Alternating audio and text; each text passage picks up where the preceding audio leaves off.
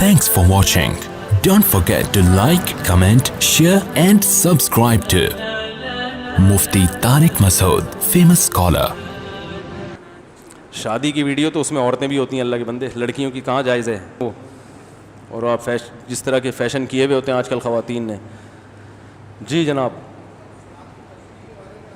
صلاۃ و تسبیح. دیکھیں موبائل پہ قرآن پڑھنا تو بالکل جائز ہے. صلاۃ و تسبیح کے بارے میں اپنا کلپ ریکارڈ کروا چکا ہوں. دیکھیں اختلافی اجتہادی مسائل میں نا اختلاف رائے کا تحمل کیا کریں. یہ جو قضائے عمری پہ جو میں نے اتنا سخت بیان کیا نا, اس لیے کہ یہ اجماعی مسئلہ ہے.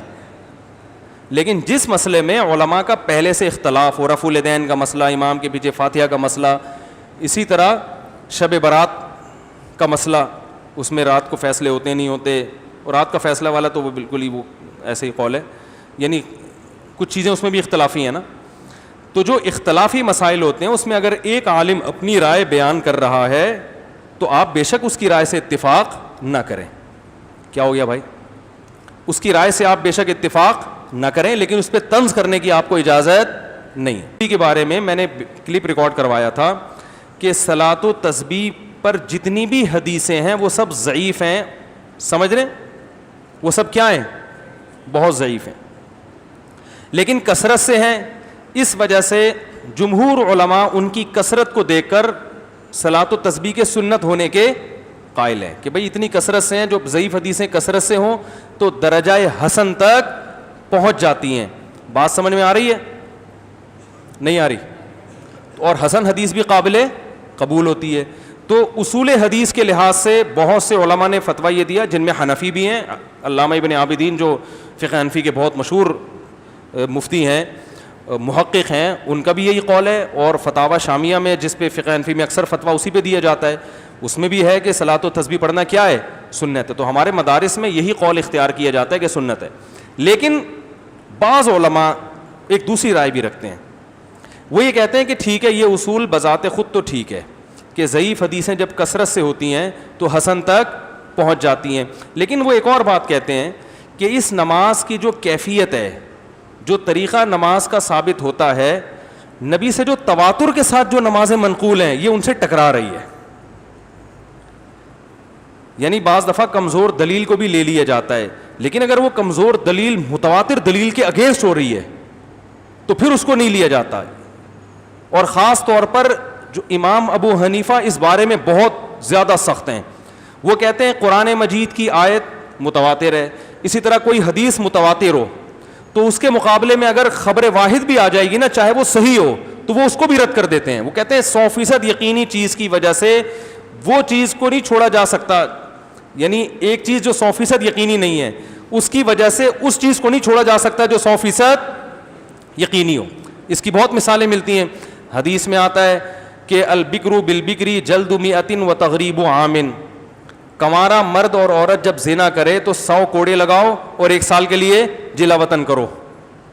بالکل صحیح حدیث ہے, بخاری کی حدیث ہے. لیکن امام حنیفہ نے اس حدیث کو کہ ظاہر کو نہیں لیا. اب لوگ اعتراض کرتے ہیں امام صاحب نے بخاری کی حدیث چھوڑ دی, یہ اتنی صحیح حدیث چھوڑ دی. بھائی اس لیے چھوڑ دی ہے کہ یہ قرآن کے کیا ہے؟ اگینسٹ ہے. قرآن میں جو زانی کی سزا بیان کی جا رہی ہے وہ یہ ہے کہ الزانیۃ والزانی فاجلدوا کل واحد منہما 100 جلدہ, زنا کرنے والے مرد اور عورت کو 100 کوڑے لگاؤ. اس میں اللہ تعالیٰ نے مزید کوئی سزا بیان بولو نا بھائی نہیں کی. اگرچہ یہ بخاری کی حدیث ہے لیکن قرآن کے مقابلے میں مضبوط نہیں ہے.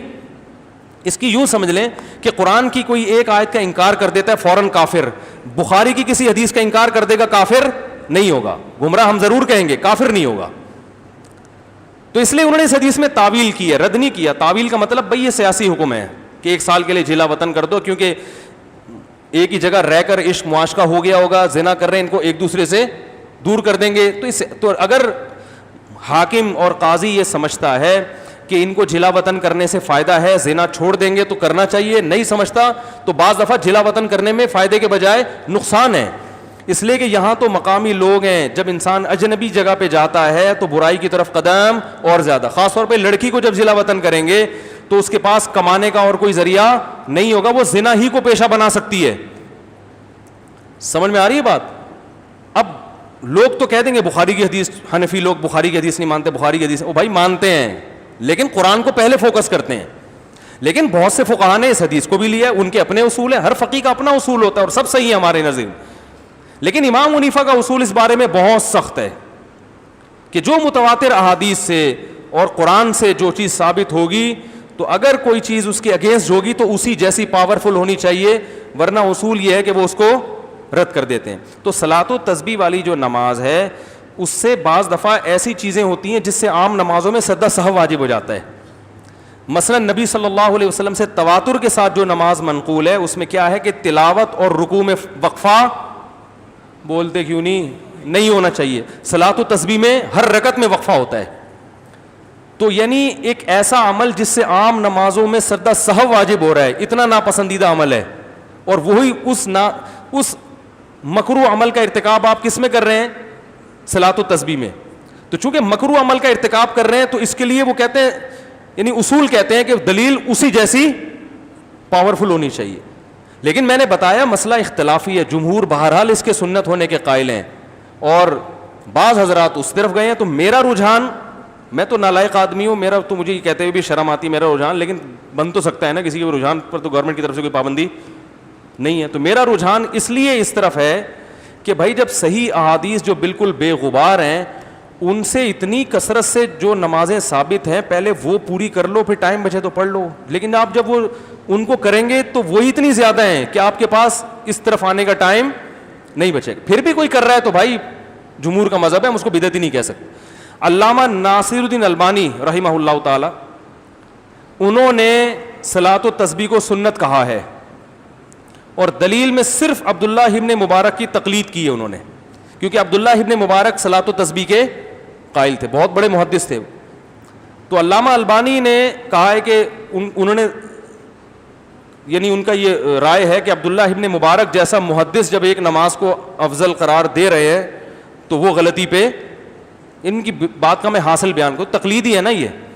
تو ہم یہ کہتے ہیں کہ چاروں امام ابو حنیفہ, مالک, شافعی, احمد بن حنبل, یہ نماز جتنی اس کی فضیلت بیان کی جا رہی ہے نا کہ اتنی فضیلت زندگی میں ایک دفعہ پڑھو نہیں تو اچھا. بعض علماء نے یہ بھی اعتراض کیا ہے کہ یہ کلام مزاج نبوت کے ان کی رائے میں یہ منافی ہے, کیونکہ نبی صلی اللہ علیہ وسلم کے اس طرح کے الفاظ آتے ہیں اس میں کہ پوری زندگی میں ایک دفعہ پڑھو, روزانہ پڑھو, روزانہ نہیں پڑھ سکتے تو ہفتے میں ایک دفعہ, ہفتے میں ایک دفعہ نہیں تو مہینے میں ایک دفعہ, مہینے میں ایک دفعہ نہیں تو سال میں ایک دفعہ, سال میں ایک دفعہ نہیں تو بعض حضرات کا یہ بھی رائے ہے کہ یہ جو کلام ہے نا یہ بھی مزاج نبوت سے میچ نہیں کرتا, یعنی آپ صلی اللہ علیہ وسلم کی حدیثیں اس طرح کی ہوتی نہیں ہیں. یہ بعض حضرات کا یہ خیال ہے. تو اور دوسرا ائمہ اربعہ سے اس بارے میں کچھ بھی منقول نہیں ہے. اتنی امپورٹنٹ اور اہم نماز نہ امام ابو حنیفہ سے کچھ منقول ہے, تو یہ اتنے بڑے بڑے علامے جو اپنے وقت کے بڑے بڑے امام تھے ان سے یہ حدیث مخفی کیسے رہ گئی؟ سمجھ میں آ رہی ہے بات؟ اور امام احمد بن حنبل جیسے جو امام بخاری کے استاذ ہیں انہوں نے بھی صلاۃ التسبیح کو کی روایات پہ رد کیا ہے. تو اتنے بڑے بڑے ائمہ جو بڑے بڑے محقق ہیں ان سے یہ حدیثیں مخفی کیسے رہ گئیں؟ تو بہرحال دونوں طرف ہیں. میں پھر بھی بتا رہا ہوں کہ میں اپنی رائے پر مصر نہیں ہوں. کوئی صلاۃ و تسبیح کا مجھ سے پوچھتا ہے تو میں عمومی طور پر اس کو وہی فتویٰ بتاتا ہوں جو جمہور کا ہے, کیونکہ امت کو مزید اختلاف میں نہیں ڈالنا. لیکن یہ چونکہ کسی نے پوچھا تھا تو جب ایک دفعہ زبان سے بات نکل جائے تو پھر تو بھگتو صحیح ہے نا. ورنہ میں نے 15 سال یہ مسئلہ کبھی ممبر سے بیان نہیں کیا. بھئی عوام چلو عبادت ہی کر رہی ہے, جمہور کے قول پر عمل کر رہی ہے, کرتی رہے, یہ کوئی اتنے بڑے مسائل نہیں ہیں کہ ایک نئی جنگ چھڑ جائے. لیکن وہ ہو گئی, وہ زبان سے نکل گیا تو پھر اس پہ توپوں کا رخ دھاڑ ٹھیاؤ پوری فائرنگ ہو رہی ہے. یہ دیوبندی نہیں ہے, یہ یوں نہیں ہے, تو یہ فلانا نہیں ہے, تو یہ یوں نہیں ہے, تو یہ حنفی نہیں ہے, کوئی پتہ نہیں کیا کیا بنا دیا مجھے. تو اتنا بڑا مسئلہ نہیں ہے, پڑھ لیں ٹھیک ہے نا. میں نہیں پڑھتا, مجھے گن پوائنٹ پہ کسی کا باپ بھی نہیں پڑھا سکتا ٹھیک ہے نا. اگر میری رائے تبدیل ہوگی تو میں پڑھ لوں گا. باقی جو پڑھ رہا ہے تو میں اس کو بدعتی بھی نہیں کہتا, کیونکہ دونوں طرف علماء ہیں.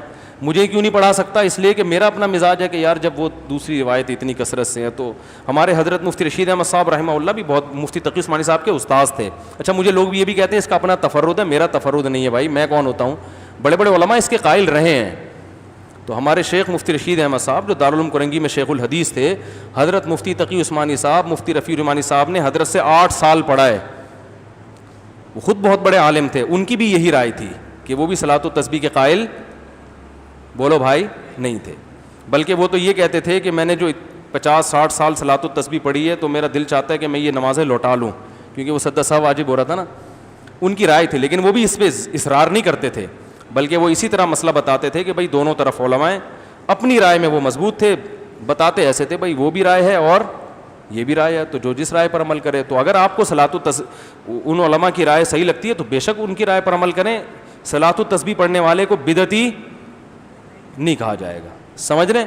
لیکن میرا بھی اتنا لمبا ریکارڈ کرانے کا مقصد یہ تھا کہ آپ جس رائے پر بھی عمل کریں، اللہ کا واسطہ رائے کے اختلاف کی برداشت کی قوت پیدا کریں اپنے اندر. یہ نہیں کہ آپ کی رائے کے خلاف اگر کوئی جا رہا ہے تو توپ سے اس کو اڑا دیں، آپ کسی کام کا چھوڑیں ہی نہیں، آپ اس کے بیان مت سنو، یہ تو الگ ہی نیا فرقہ لے کے آ رہا ہے. کوئی نیا فرقہ نہیں ہے، یہ اختلاف چلتے رہتے ہیں ہمیشہ سے. ابن تیمیہ رحمہ اللہ بھی قائل نہیں تھے، وہ ٹھیک ہے وہ بہت ساری چیزوں کے قائل نہیں تھے جو بالکل بعض چیزیں تو ایسی جو اجماع سے بھی ہٹ کر ہیں، لیکن بہرحال وہ ایک بڑے عالم تھے وہ بھی. تو اس لیے چلتا ہے مارکیٹ میں. کیا ہے ہمارا مسئلہ؟ خدا کی قسم یہ نہیں ہے کہ کسی سے دلیل میں غلطی ہو جائے. ہمارا مسئلہ یہ ہے کہ ہماری قوم میں رائے کے اختلاف کو برداشت کرنے کی طاقت. ہمارا مسئلہ رفع الیدین کا نہیں ہے. صحابہ میں رفع الیدین والے بھی تھے، رفع الیدین نہ کرنے والے بھی، لیکن پھڈے بازی بولو بھائی نہیں تھی. تو ہمارا جو مسئلہ ہے نا کہ بس میری رائے پہ اڑ جائے کہ میں ہی صحیح ہوں باقی سارے کیا ہیں غلط ہیں. تو نہ میں صلاۃ و تسبیح پڑھنے والوں کے بارے میں ایسی رائے رکھتا ہوں، تو نہ آپ میرے بارے میں ایسی رائے. زیادہ زیادہ ہمارے حضرت بعض دفعہ یہ بھی کہتے تھے کہ جب کوئی، اچھا یہ بھی یاد رکھیں تقلید مجتہد کی ہوتی ہے، مجتہد کے علاوہ کسی اور کی تقلید نہیں ہوتی کہ کسی نے بھی کچھ بھی لکھ دیا. امام و حنیفہ اور یہ جو امام شافعی تو ان کی تو اس لیے ہوتی ہے کہ یہ بہت بڑے محقق تھے، یہ تو ہماری سوچ سے بہت ہوئے، انہوں نے تابعین تبع تابعین کا دور دیکھا ہے.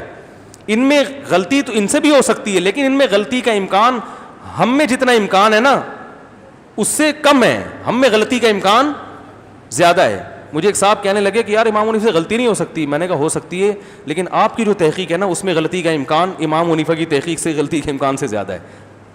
100% تو اجتہادی مسائل میں کوئی بھی رائے قائم نہیں کی جا سکتی کہ کون صحیح ہے کون غلط ہے، امکان ہی کی بیس پہ چل رہا ہے کہ کس میں امکان زیادہ ہے کس میں. میں نے کہا ان میں کم ہے، آپ میں زیادہ ہے. تو امام حنیفہ کے بعد جو لوگ ہیں، تو پھر کوئی جو مفتی ہو جو خود تحقیق کر سکتا ہو، اس کے لیے پھر ہر ایک کے قول کو بالکل ہی جو ہے نا وہ تبھی ایسا ہوتا ہے. بہت سارے اقوال ہیں شامیہ میں ہیں جن پہ فتویٰ نہیں دیا جاتا، تو یہ چلتا ہے مارکیٹ میں، سب چلتا ہے. تو اس میں زیادہ ٹینشن لینے کا نہیں ہے. بولے یہ بھی ٹھیک ہے. اور زیادہ بول دیں مفتی صاحب کا تفرد ہے. کیا بول دیں؟ بولے صاحب کہ اپنی مفتی صاحب کبھی کبھی سٹھیا جاتے ہیں. یہ کمنٹ کر لیں یار مفتی صاحب بہت اچھے ہیں، بہت اچھا بیان کرتے ہیں، کبھی کبھار پٹری سے اتر جاتے ہیں. اتنا لکھ دیں تو بھی مجھے کوئی تکلیف نہیں ہوگی. اس دفعہ صلاۃ و تسبیح کے معاملے میں مفتی صاحب پٹری سے اتر گئے ہیں، بس اتنا بول دیں چلے گا. بھائی کوئی بھی پٹری سے کسی بھی وقت ٹرینیں اترتی ہیں، ہمارے جہاز اتر جاتے ہیں. اترنا رن وے پر ہوتا ہے، بنگلے میں جا کے اترتے ہیں. تو مفتی صاحب نہیں پٹری سے اتر سکتے؟ تو بول دیں بھائی پٹری سے اتر گئے. لیکن یہ کہ یہ اسلام سے ہی خارج ہو گئے ہیں اور یہ اہل سنت سے خارج ہو گئے ہیں، یہ تو پاگل ہو گیا ہے، اس کا تو دماغ خراب ہو گیا ہے، یہ پھر تھوڑا یہ آپ پٹری سے یہ آپ پٹری سے اتر گئے، مفتی صاحب نہیں اترے. پھر اللہ تعالیٰ سمجھنے کی عمل کی توفیق عطا فرمائے. چلے جائیں بھائی، بہت ہو گیا.